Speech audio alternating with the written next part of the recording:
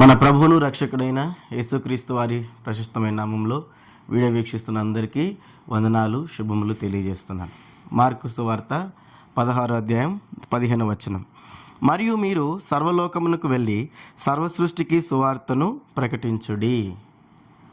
ఈ మాట మన ప్రభువైన యేసుక్రీస్తు వారు పునరుత్థానుడై తిరిగి లేచిన తర్వాత సెలవిచ్చినటువంటి మాట అనే కన్నా కూడా ఆజ్ఞ అంటే చాలా బాగుంటుంది. యేసుక్రీస్తు ప్రభువారు తాను పునరుత్థానుడై తిరిగి లేచిన తర్వాత సెలవిచ్చినటువంటి మొట్టమొదటి ఆజ్ఞ ఏంటది? మీరు సర్వలోకానికి వెళ్ళి సర్వసృష్టికి సువార్తను ప్రకటించుడి. సర్వసృష్టికి ఆయన సువార్తను ప్రకటించమన్నాడు. ఈ మాట నాడు శిష్యులకే కాదు, నేడు యేసుక్రీస్తు ప్రభువారిని ఎరిగిన ప్రతి ఒక్కరికి ఈ యొక్క మాట వర్తిస్తుంది, ఈ ఆజ్ఞ వర్తిస్తుంది. అంటే యేసుక్రీస్తు ప్రభువారిని ఎరిగిన ప్రతి ఒక్కరూ ఆయన యొక్క సువార్తను ప్రకటించవలసిన వారుగా ఉన్నారు. ప్రతి ఒక్కరి మీద ఈ భారము మోపబడి ఉంది. ప్రతి ఒక్కరికి ఈ బాధ్యత ఉంది. ఇంతకీ సువార్త అంటే ఏంటిది? నేను యేసుక్రీస్తు ప్రభువారి దగ్గరికి వెళ్ళాను, నాకు ఉద్యోగం వచ్చింది. నేను యేసుక్రీస్తు ప్రభువారి దగ్గరికి వెళ్ళాను, నాకు అనారోగ్యం పోయింది. నేను యేసుక్రీస్తు ప్రభువారి దగ్గరికి వెళ్ళాను, నాకు కారు బంగ్లా వచ్చింది అని చెప్పడము సువార్త కాదు. ఒక 10,000 రూపాయలు ఒక పెద్ద సంఘంలో స్పాన్సర్షిప్ చేసి టీవీలోకి సాక్ష్య రూపంగా వచ్చి, నేను ఒకప్పుడు మందిరానికి కాలినడకన వచ్చేవాడిని, ఈరోజు నేను కారులో వస్తున్నాను. ఒకప్పుడు నాకు ఇల్లు లేదు, ఈరోజు నాకు ఇల్లు వచ్చింది. నేను ఈ యొక్క కార్యక్రమాన్ని బలపరచడం ద్వారా, ఈ 10,000 రూపాయలు 20 రూపాయలు నేను కానుక ఇవ్వడం ద్వారా, స్పాన్సర్షిప్ చేయడం ద్వారా నేను బాగుపడ్డాను అని చెప్పడము సువార్త కాదు. మరి సువార్త అంటే ఏంటిది? సువార్త అంటే యేసు ప్రభు యొక్క మరణ, భూస్థాపన, పునరుత్థానాల గురించి ప్రకటించడమే సువార్త. అదే నిజమైన సువార్త. యేసుక్రీస్తు ప్రభువారు అసలు ఎందుకు ఈ లోకానికి వచ్చారు? యేసుక్రీస్తు ప్రభువారు ఎందుకు ఆ శిలువ మీద తన ప్రాణాన్ని తన క్రయధనంగా చెల్లించారు? ఎందుకు ఆ శిలువ మీద తను చనిపోయారు? ఎందుకు ఆయన తిరిగి లేచాడు? ఎందుకు ఆయన మరణ, భూస్థాపన, పునరుత్థానాలు ఎందుకొరకు అని వివరించడమే సువార్త. ఇదే నిజమైనటువంటి సువార్త. ఈ మాటలు నేడు మనం అందరికీ ప్రకటించాలి. ఏంటా మాటలు? మనకు అర్థమయ్యే భాషలో చెప్పాలి అని అంటే, ఈ లోకంలో పుట్టింది మొదలుకొని చనిపోయేంత వరకు మనం అందరం చేసే పనులన్నీ పాపంతో ఉన్నాయి. మనం అందరము పాపం చేస్తున్నాము. బైబిల్ చెబుతుంది పాపానికి జీతమే మరణము, అదే నరకము. ఈ లోకంలో మనం సంపాదించిన డబ్బులు కానీ, బంగారం కానీ, ఆస్తులు కానీ, అంతస్తులు కానీ, పేరు ప్రఖ్యాతులు ఏవి మనతో రావు. మనం చేసిన పాపాలు మన వెంట వస్తాయి. ఆ పాపాలే మనల్ని నరకానికి తీసుకెళ్తాయి. అది ఎంతో భయంకరమైనటువంటి స్థలం, ఎంతో వేదనతో కూడుకున్నటువంటి స్థలం. అగ్ని ఆరదు, పురుగు చావదు. ఎంతో భయంకరమైనటువంటి శిక్ష, పాపానికి వచ్చేటువంటి శిక్ష. ఆ శిక్ష నుంచి తప్పించడానికి యేసుక్రీస్తు ప్రభువారు తాను దేవుడై ఉండి, సర్వలోక సృష్టికర్త ఉండి, మానవ రూపిగా ఈ లోకానికి వచ్చాడు. మనందరి పాపముల క్రయధనం నిమిత్తమై ఆ శిలువ మీద తన ప్రాణాన్ని అర్పించాడు. ఎవరైతే ఆయన యందు విశ్వాసం ఉంచుతారో, ఏ రీతిగా ఆయన పునరుత్థానుడు తిరిగి లేచారో, అదే రీతిగా ఈ లోకంలో చనిపోయిన ప్రతి ఒక్కరూ పునరుత్థానులుగా తిరిగి లేస్తారు. దేవునితో పాటు సదాకాలం జీవిస్తారు. ఆయన రాజ్యంలో ఎంతో సంతోషము, సమాధానం ఉంటుంది. 2 మాటల్లో చెప్పాలనంటే ఇదే సువార్త. చూడండి, ఈ సువార్తకు ఎంతో శక్తి ఉంది, ఎంతో శక్తి ఉంది. రోమిలికి రాసిన పత్రికలో పౌలు భక్తుడు ఒక మాట అంటూ ఉంటాడు. ఏంటా మాట అంటే, రోమిలికి రాసిన పత్రిక 1వ అధ్యాయము 16వ వచనం. సువార్తను గూర్చి నేను సిగ్గుపడువాడను కాను, ఎలయనగా నమ్ము ప్రతి వానికి, మొదట యూదునికి, గ్రీసు దేశస్థునికి కూడా రక్షణ కలుగజేయుటకు అది దేవుని శక్తి అయి ఉన్నది. ఏం చెబుతున్నాడు ఆయన? సువార్తను గూర్చి నేను సిగ్గుపడువాడను కాను, ఎందుకంటే నమ్ము ప్రతి వానికి, అది యూదునికి కావచ్చు, గ్రీసు దేశస్థునికి కావచ్చు, ఎవరికైనా నమ్మే ప్రతి వానికి, ఎవరైతే ఆ యేసుక్రీస్తు ప్రభు యొక్క మరణ, భూస్థాపన, పునరుత్థానాన్ని నమ్ముతారో, ఏవైతే ఆ సువార్తని నమ్ముతారో, నమ్ము ప్రతి వానికి రక్షణ కలుగజేసేటువంటి మహాశక్తి. చూడండి, ఈ 4 మాటలకి ఒక ఆత్మను రక్షించే మహాశక్తి ఉంది. ఒక ఆత్మను నరకానికి పంపించకుండా నరకం నుంచి తప్పించగలిగేటువంటి మహాశక్తి ఆ 4 మాటలకు ఉంది. ఆ 4 మాటలే ప్రకటించమని ప్రభు అయిన యేసుక్రీస్తు వారు సెలవిచ్చారు. నశించి నరకానికి వెళుతున్నటువంటి, పాపములో ఉండి పాపములో చనిపోయి నరకానికి వెళుతున్నటువంటి అనేకులకు యేసుక్రీస్తు ప్రభువారు ఈ రక్షణ సువార్తను, ఈ మహాదేవుని శక్తితో కూడిన ఆత్మను నరకం నుంచి తప్పించగలిగిన మాటలను ప్రకటించమని సెలవిస్తూ వచ్చారు. మరి నేడు క్రైస్తవ్యాన్ని మనం చూసినట్లయితే సువార్తను ప్రకటించగలుగుతున్నారా? చెప్పండి, సువార్తను ప్రకటించగలుగుతున్నారా? ఒక్కసారిగా మనము క్రైస్తవ్యాన్ని చూస్తే ఈరోజు సువార్తను ప్రకటించలేని స్థితిలో క్రైస్తవులు ఉన్నారు. క్రైస్తవులే కాదు, దేవుని సేవకులు కూడా ఉన్నారు. నిజం, ఇది అక్షర సత్యం, కంటికి కనిపించేటువంటి సత్యం. ఈరోజు సువార్త చెప్పాలి అని అంటే చాలామందికి సిగ్గు, చాలామందికి భయం, చాలామందికి పిరికితనం, చాలామంది నిర్లక్ష్యం, ఇవన్నీ ఉన్నాయి. ఇవే మనకు ప్రధానంగా కనపడుతూ ఉన్నాయి. ప్రియులారా, ఇది మనకు తగింది కాదు. యేసుక్రీస్తు ప్రభువుని ఎరగడము అని అంటే యేసు ప్రభు ప్రార్థన చేసుకొని ఆదివారం మందిరానికి వెళ్ళి వచ్చేది కాదు. యేసుక్రీస్తు ప్రభు చెప్పిన మాటలు కూడా మనం పాటించాలి.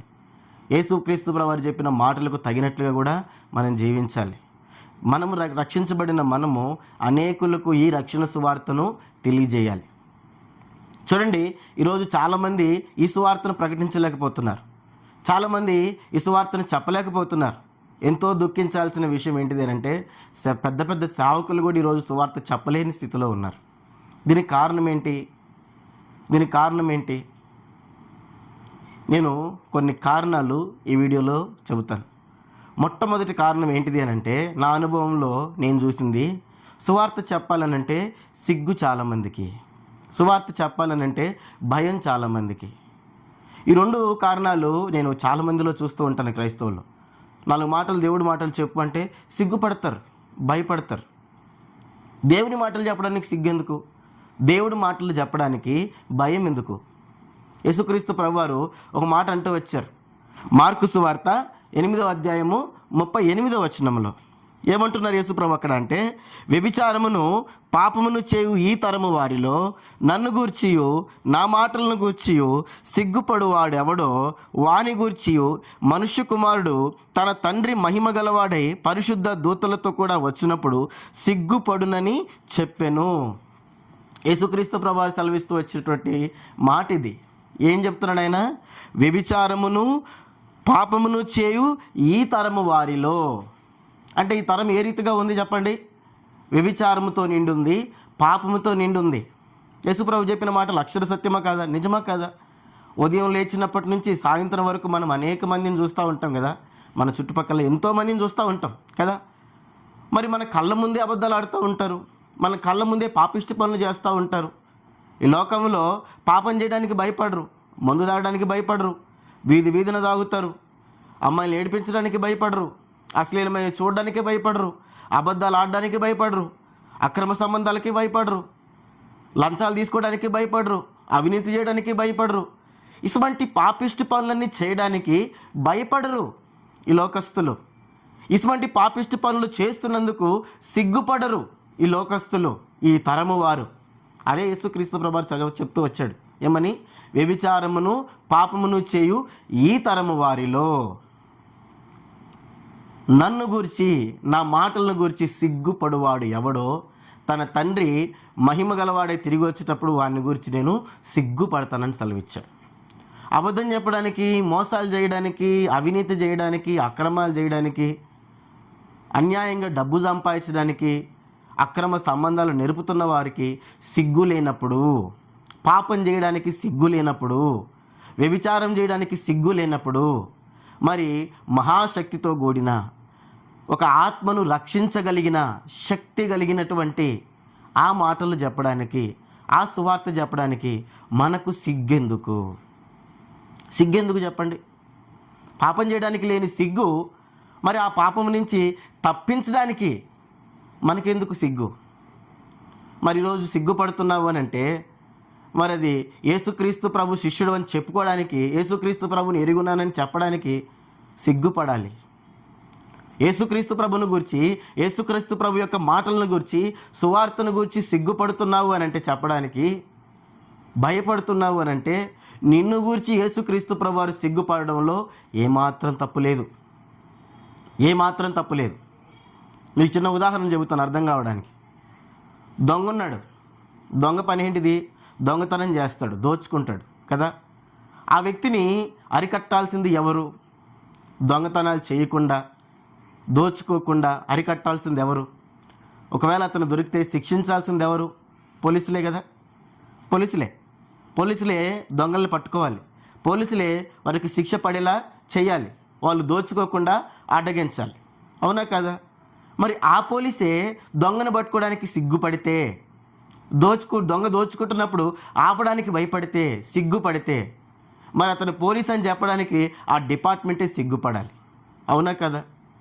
మరి యేసుక్రీస్తు ప్రభుని ఎరిగినటువంటి మనము, యేసుక్రీస్తు ప్రభు యొక్క రక్షణ సువార్తను, ఆత్మను రక్షించగలిగేటువంటి, నరకం నుంచి తప్పించగలిగేటువంటి ఆ గొప్ప శక్తిగల మాటలను చెప్పడానికి సిగ్గుపడుతున్నాము అనంటే, మరి యేసుక్రీస్తు ప్రభు వారు కూడా మనల్ని బట్టి సిగ్గుపడడంలో తప్పేమన్నా ఉందా?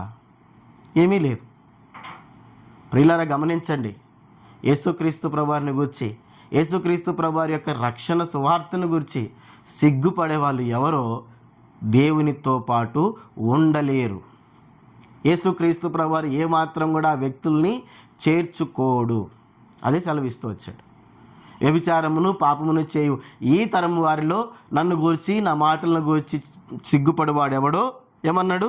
వారిని గూర్చి మనుష్య కుమారుడు తన తండ్రి మహిమ గలవాడై పరిశుద్ధ దూతలతో కూడా వచ్చినప్పుడు సిగ్గుపడునని చెప్పాను. ఒక మాటలో చెప్పాలంటే, నువ్వు నా శిష్యుడువా? సిగ్గుపడతాడు యేసుప్రభు మన సువార్తకు సిగ్గుపడితే. నువ్వు నా శిష్యుడువా? నువ్వు నా బిడ్డవా? నువ్వు నన్ను ఎరిగిన వాడువా? నువ్వు నా ఆత్మ కలిగిన వాడువా? నువ్వు అభిషేకం కలిగిన వాడువా? సిగ్గుపడతాడు యేసుప్రభు. ఆ క్షణము, ఆ గడియ మన జీవితంలో రాకుండా ఉండాలి అని అంటే, నేటి నుంచే సిగ్గు, భయం వదిలిపెట్టి ఏం చేయాలి? మనం దేవుని యొక్క శక్తివంతమైనటువంటి మాటలు, ఆత్మను రక్షించగలిగినటువంటి శక్తివంతమైనటువంటి మాటలను మనము సువార్తను ప్రకటించవలసిన వారంగా ఉన్నాం. ఆ సిగ్గు భయాన్ని విడిచిపెట్టాలి. రెండవదిగా నేను చూస్తూ ఉంటాను చాలామందిలో, నేను ఎక్కువగా పరిచర్య విలేజ్ ప్రాంతాల్లో చేస్తాను, గ్రామాల్లో చేస్తూ ఉంటాను. ఎవరికన్నా పెద్దవాళ్ళకి, అనుభవం కలిగిన వాళ్ళకి నేను ఈ ప్రశ్న వేస్తూ ఉంటాను. ఏమని? మీరు 30 ఏళ్ళు అయింది కదా, మీరు 40 ఏళ్ళు అయింది కదా, మీరు ఎంతో కాలంగా ప్రభు అయిన యేసుక్రీస్తు వారిని ఎరుగున్నారు కదా, మరి ఎవరికైనా సువార్త చెప్పారా? మనకు యేసు ప్రభు చెప్పాడు, సువార్త మనం చెప్పాలి, అనేకులను ఆయన దగ్గరికి నడిపించాలి. అనేకులు నశించిపోతున్నారు, పాపం నుండి నశించిపోతున్నారు, వాళ్ళకి సువార్త చెప్పండి. మీరు పనుల దగ్గరికి వెళ్ళినా, లేదంటే మీరు ఎక్కడున్నా సరే మీకు తెలిసిన వారికి సువార్త చెప్పండి అని నేను చెబితే వాళ్ళు ఏమంటారో తెలుసా?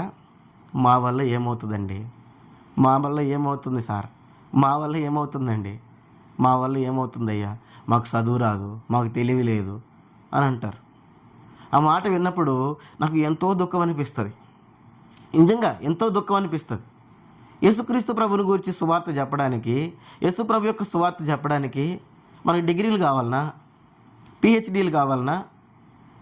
యేసుక్రీస్తు ప్రభుని నమ్ముకోండి, రక్షించబడతారు, పాపములో చేసి పాపములో ఉండి చచ్చిపోతే నరకానికి వెళ్తారు, యేసు ప్రభుని నమ్ముకుంటే పరలోకం ఇస్తాడు దేవుడు, ఆయనతో సదాకాలం ఉండాలి, ఈ లోకంలో మనం సంపాదించే డబ్బులు, ఆస్తులు ఏవి కూడా మనతో రావు, మన పాపాలే మన వెంట వస్తాయి, అవి మనల్ని మహాతీర్పుకు గురి చేస్తాయి, నరకానికి తీసుకెళ్తాయి. యేసుక్రీస్తు ప్రభుని నమ్ముకుంటే మన పాపాలు క్షమించబడతాయి, ఎందుకంటే ఆయన మన కొరకు చనిపోయాడు, మన పాపముల నిమిత్తమై చనిపోయాడు, ఆయన నమ్ముకోండి పరలోకం వెళ్తారు, మోక్షాన్ని చేరుకుంటారు అని చెప్పడము, అన్న 4 మాటలు చెప్పడానికి డిగ్రీ కావాలనా? పిహెచ్డి కావాలనా? అవసరం లేదు కదా. అరే ఎన్నో విషయాల గురించి ఉదయం లేచినప్పటి సాయంత్రం దాకా మాట్లాడుతూనే ఉంటాం కదా. పక్కింటోళ్ళ గురించి, ఎదురింటోళ్ళ గురించి, సినిమాల గురించి, రాజకీయాల గురించి, వాళ్ళ గురించి, వీళ్ళ గురించి ఉదయం లేచిన దగ్గర నుంచి సాయంత్రం దాకా మాట్లాడుతూనే ఉంటాం కదా. అప్పుడు నోరు వస్తుంది, వాటికి మనకు నోరు బాగానే వస్తుంది. సొల్లు కబుర్లు చెప్పుకోవడానికి నోరు బాగానే వస్తుంది కదా. మరి రక్షించేటువంటి మాటలు చెప్పడానికి మరి చదువు ఎందుకు? రక్షించేటువంటి మాటలు చెప్పడానికి, ఆ 4 మాటలు చెప్పడానికి పిహెచ్డీలు ఎందుకు? మీకు ఎవరికైనా మీరు మీ మీ మీ పక్షంగా ఎవరైనా ఏదైనా అన్యాయం చేస్తేనో, మీ పక్షంగా ఎవరైనా తప్పుగా ప్రవర్తిస్తేనో, లేదంటే మీ ఇంటి పక్క వాళ్ళు ఏదైనా తేడాగా మాట్లాడితే ఇంత నోరు వేసుకొని పడిపోతారా లేదా? ఎదురుకెదురు తిరిగి మాట్లాడతారా లేదా? లాజిక్లు మాట్లాడతారా లేదా? గొడవలు పొద్దున్నుంచి సాయంత్రం దాకా ఆడుతూనే ఉంటారా లేదా? మరి ఎన్నో విషయాల గురించి వస్తున్నటువంటి నోరు, సినిమాల గురించి మాట్లాడతారు, రాజకీయాల గురించి మాట్లాడతారు, సీరియళ్ళ గురించి మాట్లాడతారు, వాళ్ళ గురించి వీళ్ళ గురించి మాట్లాడతారు. తగాదులు ఆడే పరిస్థితి వస్తే ఇంతెత్తు నోరు వేసుకొని అరుస్తారు, గయ్యమని కేకలేస్తారు. మరి ఇన్ని మాటలు మాట్లాడడానికి వచ్చిన నోరు యేసుక్రీస్తు ప్రభు సువార్తను గురించి చెప్పడానికి ఎందుకు రావడం లేదు? దానికి కారణం నిర్లక్ష్యం. దానికి కారణం ఏంటిది? నిర్లక్ష్యం. ఇంకో మాట లేదు, సోమరితనం. ఇచ్చిన పిలుపును పక్కన పెట్టడం, ఇచ్చిన పిలుపును నిర్లక్ష్య పెట్టడం, దేవుడంటే లెక్కలేకపోవడం. చదువు రాక కాదు, తెలివితేటలు లేక కాదు. పౌలు భక్తుడు ఏమన్నా తెలివితేటలతోటి జ్ఞానంతో సువార్త చెప్పాడు అనుకున్నారా? లేదు. ఆయన మాట అంటాడు, కొరింథీయులకు రాసిన మొదటి పత్రిక 1వ అధ్యాయం 17వ వచనంలో, బాప్తిసం ఇచ్చుటకు క్రీస్తు నన్ను పంపలేదు కానీ క్రీస్తు యొక్క శిలువ వ్యర్థము కాకుండానట్లు వాక్చాతుర్యము లేకుండా సువార్త ప్రకటించుటకే ఆయన నన్ను పంపెను. ఆ పదంలో ఆయన మాట్లాడిన మాట విన్నారా? వాక్చాతుర్యము లేకుండా సువార్త ప్రకటించుటకే ఆయన నన్ను పంపెను. ఎందుకు పంపాడంట? వాక్చాతుర్యం లేకుండా. యేసుక్రీస్తు ప్రభువారి సువార్త ప్రకటించడానికి వాక్చాతుర్యం అవసరం లేదు. మనుషుల్ని మోసం చేయడానికి కావాలి వాక్చాతుర్యం, మనుషుల్ని మభ్యపెట్టడానికి కావాలి వాక్చాతుర్యం. యేసుక్రీస్తు ప్రభు సువార్తను ప్రకటించడానికి వాక్చాతుర్యం అవసరం లేదు. 4 మాటలు. యేసుప్రభుని నమ్ముకోండి, రక్షించబడతారు. యేసుప్రభు నీ నా పాపాల కోసం సిలువలో చనిపోయాడు, మన పాపాల కొరకే క్రయధనం చెల్లించాడు. ఆయన నమ్ముకుంటే పరలోకము, మోక్షరాజ్యము, నిత్యరాజ్యము. ఈ 4 మాటలు చెప్పడానికి డిగ్రీలు ఎందుకు? ఈ 4 మాటలు కూడా చెప్పలేని స్థితిలో నేడు క్రైస్తవులు ఉన్నారు. యేసుక్రీస్తు ప్రభువారు ఒక ఉపమానం చెబుతాడు మత్తయి సువార్త 25వ అధ్యాయంలో. ఏమని? ఒక యజమానుడు తన దాసులకు ఏం చేస్తాడు? ఒకరికి 5 తలాంతులు, ఒకరికి 2 తలాంతులు, ఒకరికి 1 తలాంతు ఇస్తాడు. 5 తలాంతులు తీసుకెళ్ళిన వ్యక్తి కష్టపడి ప్రయాసపడి ఇంకొక 5 సంపాదిస్తాడు. 2 తలాంతులు తీసుకెళ్ళిన వ్యక్తి ఆ 2కి ఇంకో 2 సంపాదిస్తాడు కష్టపడి ప్రయాసపడి. వీళ్ళిద్దరిని ఆ యజమానుడు ఏమని సంబోధిస్తాడు అంటే, బలా నమ్మకమైన మంచి దాసుడా అంటాడు. 3వ వ్యక్తి ఉన్నాడు, 1 తలాంతు తీసుకెళ్ళిన వ్యక్తి. ఈ వ్యక్తి ఏం సంపాదించలే. అతన్ని చూసి ఆయన ఏమన్నాడు తెలుసా? సోమరివైన చెడ్డదాసుడా. ఏమన్నాడు? సోమరివైన చెడ్డదాసుడా. ఆ మాటను బాగా పరిశీలించండి. ఆయన పనికి మాలిన వాడా అనలేదు. పనికి మాలిన వాడా అంటే పనికి రానివాడు అని అర్థం. ఆ మాట అనలేదు. వ్యర్థుడా అనలేదు. ఏమన్నాడు? సోమరివైన చెడ్డదాసుడా. అంటే అతడు ఫలించకుండా ఇంకొకటి సంపాదించకుండా అడ్డగించింది ఏంటిది? సోమరితనం. అదే నిర్లక్ష్యం. అంటే ఆ వ్యక్తి ఆ ఒకదానికి అర్హుడు, ఆ ఒకటి ఉపయోగించి ఇంకొకటి సంపాదించగలిగినటువంటి సామర్థ్యం కలిగిన వాడు. కానీ అతనిలో ఉన్నటువంటి గుణగణం ఏంటిది? సోమరితనం. ఆ సోమరితనం వల్లనే అతడు ఇంకో తలాంతును సంపాదించలేకపోయాడు. నేడు అనేక మంది క్రైస్తవుల్లో ఇదే ప్రధానమైనటువంటి సమస్య. ఏంటిది? సోమరితనం. ఇంకో మాటలో చెప్పాలి అంటే నిర్లక్ష్యం. ఈరోజు క్రైస్తవులు సోమరితనంతో నిర్లక్ష్యంతో ఉన్నారు. ఒక్క మాట గుర్తుపెట్టుకోండి, నువ్వు పనికి రాని వాడువైతే, పనికి మాలిన వాళ్ళమైతే యేసు ప్రభు మనల్ని ఎన్నుకోడు. ఆ ఉపమానంలో పనికి మాలిన వాళ్ళకి ఇవ్వలేదు ఆయన. ఎవరి సామర్థ్యానికి తగ్గట్టుగా వాళ్ళకి తలాంతులు ఇచ్చాడు. వాళ్ళు పనికి మాలిన వాళ్ళు కాదు, పనికొచ్చే వాళ్ళే. మొదటోడు పని చేశాడు, రెండోవాడు పని చేశాడు, మూడోవాడు పని చేయలేదు. ఈరోజు మనలో బలహీనత ఏంటిది అంటే మనం పని చేయం. అలాని పనికిరాని వాళ్ళమా? పనికిరాని వాళ్ళం కాదు. పనికొచ్చే వాళ్ళమే, పని చేయగలిగినటువంటి వాళ్ళమే. మరి సమస్య ఏంటిది అని అంటే సోమరితనం. ఆ సోమరితనాన్ని, నిర్లక్ష్యాన్ని పక్కన పెడితే యేసుక్రీస్తు ప్రభు యొక్క సువార్తను మనం ప్రకటించగలం. యేసు ప్రభు యొక్క సువార్తను మనం ప్రకటించగలం, అందరికీ వెళ్ళి చెప్పగలం. మరి ఈరోజు మనం అది చేయలేకపోతున్నాం సోమరితనాన్ని బట్టి. ఏమని చెబుతారు దానికి కారణాలు? నాకు తెలివి లేదు, నాకు శక్తి లేదు, నాకు బలం లేదు, నాకు ఆరోగ్యం లేదు, నాకు డబ్బు లేదు, నాకు చదువు లేదు. ఇవన్నీ ఏమీ కూడా అవసరం లేదు. నోరు బాగుంటే చాలు. తెలివి అక్కర్లేదు, డబ్బు అక్కర్లేదు, శక్తి అక్కర్లేదు, ఆరోగ్యం అక్కర్లేదు, చదువు అక్కర్లేదు, పిహెచ్డీలు అక్కర్లేదు, ఇంకోటి అక్కర్లేదు. నోరు బాగుంది కదా, మంచి నోరు ఇచ్చాడు కదా దేవుడు. వెళ్ళి ఆ నోటితో 4 మాటలు చెబితే, ఆ మాటలు వాళ్ళు నమ్మితే వాళ్ళు రక్షించబడతారు. మరి అటువంటి పని చేయలేకపోయిన స్థితిలో ఈరోజు మనం ఉన్నాం.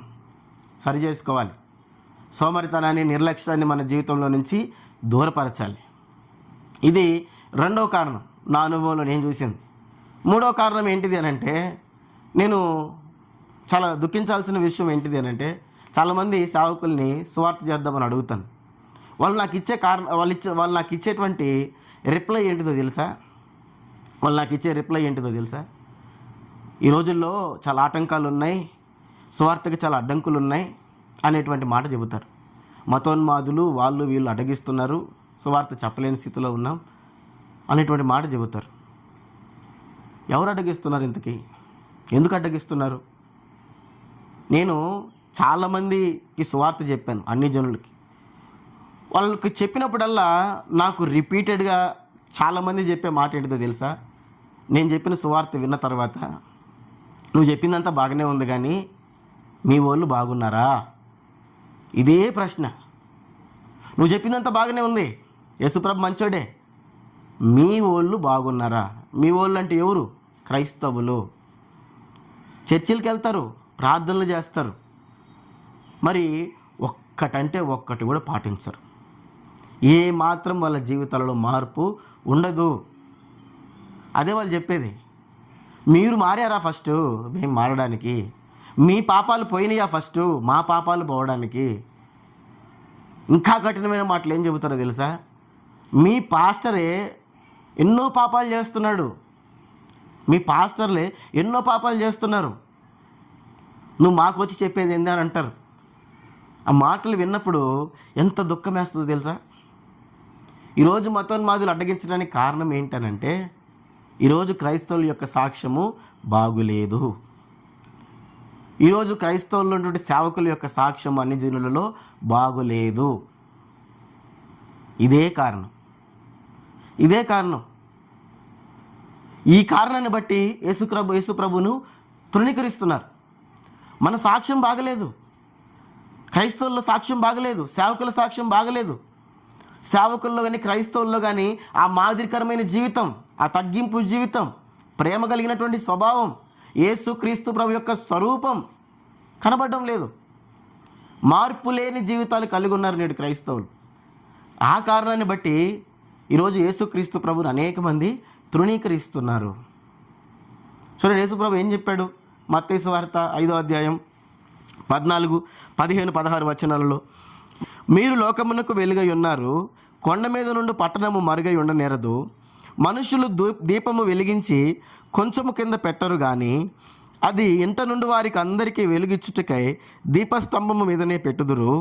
మనుషులు మీ సత్క్రియలను చూచి పరలోకమందున్న మీ తండ్రిని మహిమపరచునట్లు వారి ఎదుట మీ వెలుగు ప్రకాశింపనీయుడి. ఏం చెప్పారు యేసుక్రీస్తు ప్రభువారు? మీరు లోకమునకు వెలుగై ఉన్నారు, కొండ మీద ఉండే పట్టణము మరుగై ఉండదు. చూసారా ఆ మాటలు? మీకు అర్థమైందా? మీరు లోకానికి వెలుగు, కొండ మీద ఉండే పట్టణం మరుగవుతుందా పట్టణం? కొండ మీద పెద్ద పట్టణం ఉంది, ఎక్కడి నుంచి చూసినా కనిపిస్తుందా లేదా? అటుపక్క వాళ్ళకి కనిపిస్తుంది, ఇటుపక్క ఉన్న వాళ్ళకి కనిపిస్తుంది, ఇటుపక్క వాళ్ళకి కనిపిస్తుంది, ఇటుపక్క వాళ్ళకి కనిపిస్తుంది, అందరికీ కనిపిస్తుంది. అది మరుగు చేయబడదు. అలాగుననే నీ సాక్ష్యం నా సాక్ష్యం బాగుంటే, నీ క్రియలు నా క్రియలు బాగుంటే ఈజీగా లోకం పసిగడుతుంది, అప్పుడు దేవుణ్ణి మహిమపరుస్తుంది. అదే యేసుప్రభు చెప్పారు. మీ సత్క్రియలు చూచి పరలోకమందున్న మీ తండ్రిని మహిమపరచునట్లు వారి ఎదుట మీ వెలుగును ప్రకాశింపనీయుడి అన్నాడు. నిజంగా చెప్పండి, అన్ని జనుల ఎదుట మనం సత్క్రియలు చేసేవారుగా ఈ రోజుల్లో ఉన్నామా? ఉన్నాయా అసలు మన జీవితంలో సత్క్రియలు? సంఘం పక్షంగా చేసేటువంటి సత్క్రియలు ఉన్నాయా అసలు ఈరోజు? కనబడుతున్నాయా? ఏం కనిపించట్లేదు. చర్చికి పోయేది వచ్చేదే కనిపిస్తుంది తప్ప యేసు ప్రభుని ఎరిగిన వాళ్ళలో, మారు మనసు పొంది బాప్తిసం పొందిన వాళ్ళలో మార్పు కనిపించడం లేదు. ఆ కారణాన్ని బట్టి, మన సాక్ష్య జీవితం బాగలేని కారణాన్ని బట్టి నేడు వాళ్ళు ఏం చేస్తున్నారు అని అంటే, చూడండి, అడ్డగిస్తున్నారు. ఎందుకని? వీళ్ళు మా వాళ్ళందరినీ మార్చేసి వాళ్ళు డబ్బులు సంపాదించుకుంటున్నారు, పాస్టర్ల డబ్బులు సంపాదించుకుంటున్నారు, వాళ్ళు బాగుపడుతున్నారు అని ఈ రీతిగా చాలామంది సువార్తను వినడానికి నిర్లక్ష్య పెడుతున్నారు. నీ సాక్ష్యం బాగుంటే ఖచ్చితంగా లోకం పసిగడుతుంది. ఎందుకంటే ఈ లోకంలో స్వార్థం ఉంటుంది, ఈ లోకంలో ప్రేమ ఉండదు, ఈ లోకంలో త్యాగం ఉండదు, ఈ లోకంలో తగ్గింపు ఉండదు, గర్వం అహంకారం కనపడుతుంది ఈ లోకంలో. ఇవన్నీ మనలో కనిపిస్తే, యేసుక్రీస్తు ప్రభువారిన మనలో కనిపిస్తే ఖచ్చితంగా లోకం సెన్స్ చేస్తుంది, లోకం గుర్తిస్తుంది. దీనికి కారణం ఏంటి అని అంటే ప్రభు అయిన యేసుక్రీస్తు వాళ్ళ జీవితాన్ని మార్చాడు. నీతిగా, న్యాయంగా, పవిత్రంగా, పరిశుద్ధంగా, యథార్థంగా ఎలా జీవించాలో యేసుక్రీస్తు ప్రభువారు తెలియజేశారు. కాబట్టి వారి సాక్ష్యం మారింది, వారి జీవితం మారింది. అరే, యేసుక్రీస్తు ప్రభువారిని నమ్ముకున్నప్పుడు ఇంత యథార్థంగా బ్రతుకుతారా? యేసుక్రీస్తు ప్రభువుని నమ్ముకున్నప్పుడు ఇంత పరిశుద్ధంగా బ్రతుకుతారా? ఇంత నీతిగా బ్రతుకుతారా అనే గొప్ప సాక్ష్యం వచ్చినప్పుడు తండ్రికి ఎంతో మహిమ. మాటల ద్వారానే కాదు, క్రియల ద్వారా కూడా సువార్త చెప్పొచ్చు. మనం చెప్పదలుచుకుంటే ఏ రీతిగా అయినా సరే సువార్త చెప్పొచ్చు. ఆ ప్రయాసము, ఆ కష్టం మనకుంటే, ఆ ప్రయాస, ఆ భారం మనకుంటే ఖచ్చితంగా మనం సువార్త చెప్పొచ్చు. కానీ ఈరోజు ఆ పరిస్థితి లేదు. ఆ ప్రయాసం ఎవరికి లేదు, ఆ భారం ఎవరికి లేదు. సేవకులైతే మంచి కానుకలు వస్తున్నాయి, వాళ్ళు బాగున్నారు, సువార్త చెప్పే అవసరం లేదు. విశ్వాసులైతే మందిరానికి వెళ్తున్నాం, కానుకలేసి వస్తున్నాం, చాలు, సువార్త అవసరం లేదు. ప్రియులారా గమనించండి, యేసుక్రీస్తు ప్రభువారు కోరుకుంటుంది ఇది కాదు. మంచి సాక్ష్య జీవితం. నువ్వు మంచి సాక్ష్య జీవితాన్ని కలిగి ఉంటే ఖచ్చితంగా ప్రభువును మహింపరుస్తారు, ఖచ్చితంగా ప్రభువును ఘనపరుస్తారు, సువార్తను తెలుసుకుంటారు, ఖచ్చితంగా వినడానికి ఇష్టపడతారు. కానీ అటువంటి మాదిరికరమైన జీవితం ఈ రోజుల్లో ఎవరికి లేదు. మనం ఎన్నైనా చెప్పొచ్చు, ఎన్ని రంగులు వేసుకోవచ్చు, అది ఇది కారణాలు చెప్పుకోవచ్చు. కానీ వాస్తవం మాత్రం ఇదే. ఎవరినైనా పోయి అడగండి, వాళ్ళ ఊరిలో ఉండే క్రైస్తవులకి, ఆ ఊరిలో ఉండే సేవకునికి అన్ని జనుల ఎదుట సాక్ష్యం మంచిగా లేదు. కాబట్టి చూడండి, ఈ మాటలు నేను ఎందుకు జ్ఞాపకం చేస్తున్నాను అని అంటే, నేడు సువార్త అనేది బాగా తగ్గిపోయింది, చాలా తగ్గిపోయింది. సేవకులు కానీ, విశ్వాసులు కానీ సువార్త చెప్పడానికి ప్రయాసపడడం లేదు. సువార్త అంటే ఏదో సాక్ష్యం చెప్పడం అనుకుంటున్నారు, నాకు అది వచ్చింది, ఇది వచ్చిందని చెప్పుకోవడం అనుకుంటున్నారు, 10,000 ఇస్తే చాలు అనుకుంటున్నారు, 20,000 ఇచ్చి స్పాన్సర్ చేస్తే చాలు అనుకుంటున్నారు. ఇది కాదు సువార్త చెప్పడం అంటే. ఇది కాదు యేసు ప్రభు చెప్పింది. సర్వలోకానికి వెళ్ళి సర్వ సృష్టికి సువార్త ప్రకటించుడి అన్నాడు. సువార్త ప్రకటించడం, యేసుక్రీస్తు ప్రభు యొక్క మరణ, భూస్థాపన, పునరుత్థానాలను ప్రకటించడం. అది మనం ప్రకటించాలనంటే మనలో ఉన్న సిగ్గు, భయాన్ని తీసివేయాలి, మనలో ఉన్న నిర్లక్ష్యాన్ని, సోమరితనాన్ని తీసివేయాలి. మంచి సాక్ష్యాన్ని మనం కలిగి ఉండాలి. ఖచ్చితంగా అప్పుడు సువార్త వింటారు, సువార్తను తెలుసుకుంటారు. మారతారా మారది మనకు అనవసరం. We're just responsible for preaching, proclaiming the gospel. మారతారా మారరా అది వాళ్ళకి, దేవునికి సంబంధించిన విషయం. కానీ నీకు నాకు ఇచ్చిన పని ఏంటిది? ప్రకటించటం. అదొక్కటి మనం చేస్తే చాలు. దేవుడు సంతోషిస్తాడు, దేవుడు ఆనందిస్తాడు.